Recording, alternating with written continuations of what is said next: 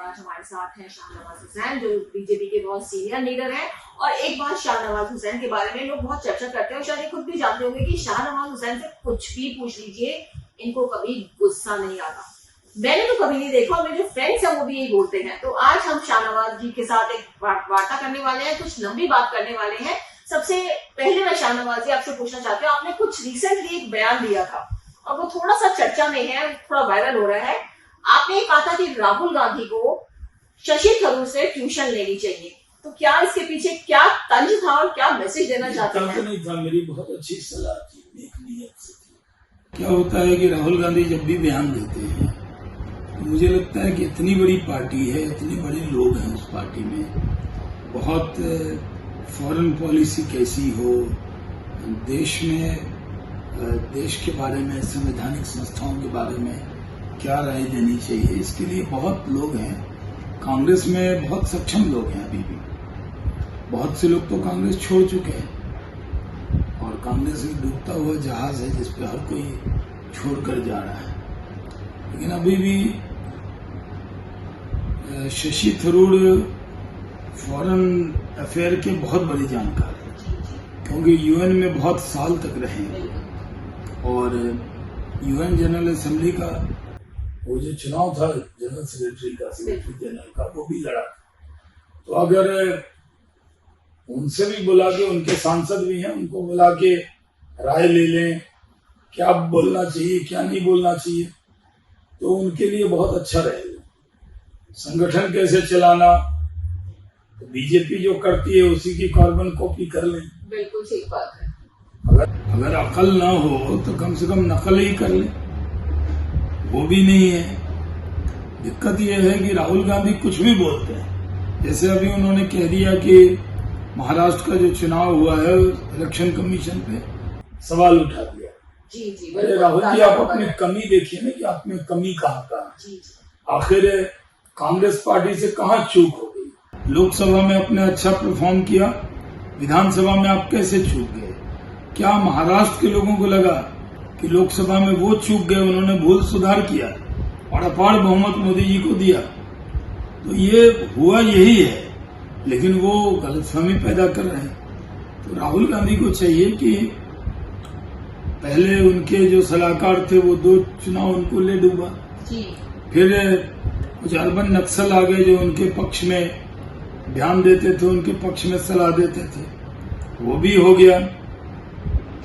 उसके बाद फिर कुछ कांग्रेसी हैं, वो सिर्फ उनको ऐसी सलाह देते हैं जिसमें उनका नुकसान होता है। जैसे ऑपरेशन सिंदूर पर शुरू में उन्होंने स्टैंड सही लिया, जी हाँ बिल्कुल, अपोजिशन की पार्टी की मीटिंग में कि सरकार जो करे हम साथ हैं। बिल्कुल। बाद में लगा कि वो झूठ बोला था। कोई भी सरकार का एक एक्शन नहीं है जिस एक्शन पर उन्होंने सवाल नहीं उठाया। और अभी भी जो पाकिस्तान प्रोपेगेंडा करता है वही प्रोपेगेंडा वो कर रहे हैं। सर, आपने ऑपरेशन सिंदूर का नाम लिया तो मैं जरूर, ये मेरा क्वेश्चन और ये लोगों के दिमाग में आता है कि ऐसा क्या हो गया सर? क्या राहुल गांधी जो शुरू में हर मंच पे बोल रहे थे कि हम सरकार के साथ खड़े हैं, हम पाकिस्तान के खिलाफ हैं, अचानक क्या हो गया? क्या उनका जो होमवर्क वो करके आ गया है, जो उनको सिखाया जाता है, इस मामले में थोड़ा लेट उनके पास आया, जो उनका रिएक्शन इतनी देर बाद अगेंस्ट आ गया? नहीं, राहुल गांधी के साथ जो लोग जुड़े हुए हैं वो लोग, मुझे लगता है कि राहुल गांधी से वो अंदर से नाराज हैं, गलत सलाह देते हैं। चाहे वो पवन खेरा हो या जयराम रमेश हो। इनको लगता है कि जयराम रमेश को तो राज्यसभा दे दिया, खेरा साहब को दिया नहीं, तो वो भी कह रहे हैं भाई हम तो डूबेंगे, तुम्हें भी ले डूबेंगे। तो ऐसी बातें की जा रही है जो कई बार मुझे लगता है कि नहीं, एक बार चेक करो। हम लोग कांग्रेस के ट्विटर हैंडल पे कई बार कांग्रेस की बकवास को टेलीविजन के लोग दिखाते नहीं है, तो क्या कहा एग्जैक्ट देखने के लिए उनके ट्विटर से हम देखते भी। तो मुझे लगता है कि ये पूरी तरह से जो लोग बैठे हैं उन्होंने कसम खा रखी है कि जिस नाव में बैठे उसमें छेद करेंगे। तो आप मानते हैं कि 2 लोग, स्पेशली आपने 2 लोगों का नाम लिया यहाँ पे, पवन खेरा और जयराम रमेश का कि राहुल गांधी को अंदर ही अंदर पवन खेरा और जयराम रमेश जितनी बार बोलते हैं उतना ऐसे कांग्रेस का सांप सीढ़ी होता है। स्पेशली राहुल गांधी। कांग्रेस सीढ़ी पे अगर थोड़ी सी चढ़ती है तो पवन खेरा और जयराम रमेश जो है ऐसा काट लेते हैं कि वो नीचे गिर जाती है। सर, आपने शुरू में कहा कि राहुल गांधी को ट्यूशन लेनी चाहिए और आपने और नेताओं को भी कहा कि किस तरह से शशि थरूर या सलमान खुर्शीद की बात करें। बहुत लोग हैं उनके यहाँ पढ़े लिखे लोगों में जो पूर्व केंद्रीय मंत्री हैं, शशि थरूर हैं, मनीष तिवारी हैं, बहुत बड़े वकील हैं और छात्र नेता, जमीनी नेता रहे, सांसद हैं। सलमान खुर्शीद सुप्रीम कोर्ट में उनके वकालत का 1 घंटा बैठेंगे तो लाखों रुपए देने पड़ते हैं। बिल्कुल बिल्कुल। वो फ्री में सलाह दे रहे हैं, तो ज्यादा अच्छा है उनको। एक बार सर यहाँ पे फिर हो जाएगी कि शाहनवाज हुसैन की सरकार में है, मोदी सरकार में, और वो सलाह दे रहे हैं विपक्ष को, तो क्या विपक्ष को स्ट्रॉन्ग बना रहे हैं? हम तो एक चाह रहे हैं कि एक अच्छा पॉजिटिव विपक्ष हो, कम से कम ऐसा विपक्ष न हो जो बीजेपी का विरोध करते करते देश का विरोध करने लगे। इसलिए कह रहे हैं उनको सीखना चाहिए। अटल बिहारी वाजपेयी जी को पढ़े, अडवाणी जी को पढ़े, विपक्ष के नेता के तौर पे उन्होंने क्या रोल अदा किया। 71 में जब इंडिया पाकिस्तान के बीच में विवाद हुआ था और जंग हुई, तो उस वक्त अटल बिहारी वाजपेयी जी ने इंदिरा जी के लिए क्या कहा था, उस पढ़ना चाहिए उनको। जब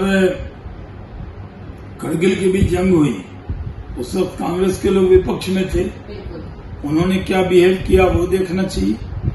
लेकिन ऑपरेशन सिंदूर के वक्त में वो बार बार यही पूछते हैं कि हिंदुस्तान का नुकसान क्या हुआ। अभी आप कांग्रेस वही बयान क्यों देती है जो पाकिस्तान देता है, उसकी कार्बन कॉपी क्यों बनती है कांग्रेस, ये देश जानना चाहिए। सर, सरकार की बात करें, मोदी सरकार की बात करें, और आप भी एक काफी अनुभवी नेता, बहुत सालों से जुड़े हुए हैं। एक अच्छी बात, जो एक खूबसूरत बात यही है कि जैसे मोदी जी हैं और नेता, तमाम नेता ये चाहते हैं कि विपक्ष बहुत स्ट्रांग हो। और जिस तरह से आपने भी कहा है कि ये तंज नहीं है कि आपने कहा कि ट्यूशन लो, आप सच में चाहते हैं कि देश में विपक्ष स्ट्रांग होना चाहिए। तो किस तरह से फायदा है विपक्ष के स्ट्रांग होने का? आप देखिए, ये जो डेमोक्रेसी की खूबसूरती है कि विपक्ष का रोल होता ही है डेमोक्रेसी। हम लोग बहुत साल तक विपक्ष में रहे और हमने अपना रोल अदा किया, लेकिन इनको सत्ता में रहना नहीं आता, विपक्ष का रोल भी अदा करना नहीं आता। अभी विपक्ष के नेता का मतलब ये हो गया है कि ये फोटो शूट में रहते हैं, ये जगह जाते हैं, इवेंट बना देते हैं और ये समझते हैं कि फुटेज मिल जाएगी, इवेंट में हो जाएगा, इसके अलावा कुछ नहीं करते।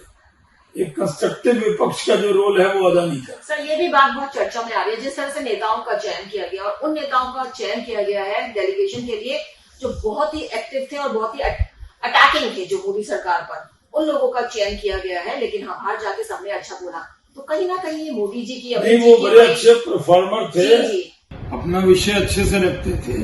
अगर सलमान खुर्शीद को चुना गया तो सलमान खुर्शीद तो अटल बिहारी वाजपेयी जी के साथ डिप्टी लीडर होकर यूएन जनरल असेंबली गए थे और वो जंग हम लोग जीत कर आए थे, वहाँ अच्छा डिबेट हुआ था। उसके बाद अगर शशि थरूर को चुना गया तो शशि थरूर यूएन में रहे हैं, डिप्लोमेसी समझते हैं और मनीष तिवारी अच्छे वकील है, तो क्या दिक्कत है। अभिषेक बनर्जी, प्रियंका चतुर्वेदी, इन्होंने बहुत अच्छा बोला बाहर जाकर के और एक तरह से यूनिटी दिखाई है। ये लोग तो अभी नए पार्लियामेंटेरियन है, लेकिन अच्छा उन्होंने भी अच्छा बोला। लेकिन सर, आपको लगता है जिस तरह से उदित राज का भी बयान आया, जयराम शर्मा उसी कैटेगरी में है। अच्छा, वो जयराम रमेश की और पवन खेरा जी के साथ रोज उदित राज का भी एक बयान आता है जो कांग्रेस के वोट को नुकसान दे लाने के लिए उनको भी कांग्रेस को कुछ न कुछ देना चाहिए, नहीं तो रोज नुकसान करेंगे। वो भी नाराज लग रहा है। तो कुछ मिला नहीं, आपको ये कहना है कि कुछ मिला नहीं है, इसलिए नाराज है, नेता अंदर ही अंदर खत्म कर रहे हैं। पवन खेरा जी तो पहले भी उन्होंने बयान दिया कि शायद हमारी सेवा में कोई कमी रह गई, ये राज्यसभा नहीं मिला था। जी। तो अब वो सेवा कर रहे हैं कांग्रेस। सर, लास्ट की चलते चलते मोदी सरकार के जो कार्यकाल हो रहा है 11 साल का, सब कह रहे हैं 11 साल, इसके बारे में आप क्या कहेंगे? क्या आप बड़ी उपलब्धि मानते हैं इस 11 साल में एज ए लीडर, क्योंकि आप बहुत पुराने से बीजेपी के साथ जुड़े हुए? नहीं, बहुत बड़ी उपलब्धि है। देखिए, इकोनॉमी आगे बढ़ी है, चौथे नंबर की इकोनॉमी हो गई, देश आगे बढ़ा है, हमने आर्थिक शक्ति के तौर पर हम उभरे हैं। इंफ्रास्ट्रक्चर पूरे देश में जितना बना है उसकी कोई तुलना नहीं हो सकती। और हमारी ये भी क्षमता हुई कि हम पहले एटम मुल्क, पाकिस्तान पहला एटम मुल्क है जिसके घर में घुसकर मारा, उसकी एटमी हेकड़ी तोड़ दी, पाकिस्तान को घुटनों पर लाके खड़ा किया। तो हमारी सैन्य ताकत का भी लोहा माना है लोगों ने, आर्थिक ताकत का भी माना है, पूरे दुनिया में भारत का डंका बजा है। तो ये बड़ी उपलब्धि है और भारत का सौभाग्य है कि उसे मोदी जैसा नेता। आने वाले समय में कोई टारगेट जो आपको लगता है कि मोदी सरकार को और आप लोगों को पूरा करना है देश के लिए? गरीबी रेखा के नीचे से सबको उबार देना। 20-25 करोड़ लोग नीचे जो थे वो ऊपर आए और उनको और आगे कोई गरीब न रहे देश में, ये टारगेट लेकर और 3rd नंबर की इकोनॉमी बनना है। और ये मोदी जी के नेतृत्व में ही संभव है। ऊपर वाला उनको लंबी उम्र दे ताकि वो लंबे काल तक भारत का नेतृत्व करें और भारत उनके नेतृत्व में तरक्की करे। Thank you very much sir, आपने आई ऑफ ट्रुथ हमारे चैनल को समय दिया। नमस्कार। हमारे चैनल आई ऑफ ट्रुथ को सब्सक्राइब कीजिए YouTube पर, इसे फॉलो कीजिए Facebook पर, Instagram पर, Twitter पर और Ku पर। हमारे चैनल के बारे में फीडबैक देने के लिए हमें मेल कीजिए ioftruth.6@gmail.com पर।